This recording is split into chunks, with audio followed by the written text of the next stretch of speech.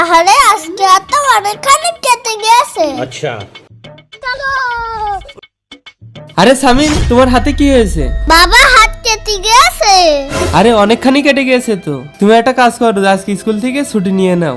আচ্ছা ঠিক আছে।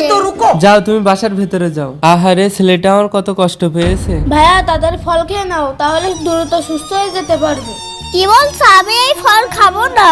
আমাকে একটা চকলেট দাও। চকলেট খেলে হয়তো তোর শরীরে একটু এনার্জি আসবে। আচ্ছা ঠিক আছে, এই নাও। থ্যাংক ইউ চাচু। তুমি খাও, আমি আসি। रुको जरा सबर करो। আচ্ছা ঠিক আছে। চলো আর স্কুলে যাচ্ছ না। সামিন, হ্যাঁ বাবা। এ কি? বাবা আমি একটু মজা করছি। না, এটাকে মজা বলে না, এটাকে মিথ্যা বলে। বাবা আমি জানতাম না। শোনো, মজা করে মিথ্যা কথা বললে ওটাতেও গুনাহ হয়। এখন থেকে আর মজা করেও মিথ্যা কথা বলবে না, ঠিক আছে? আচ্ছা ঠিক আছে।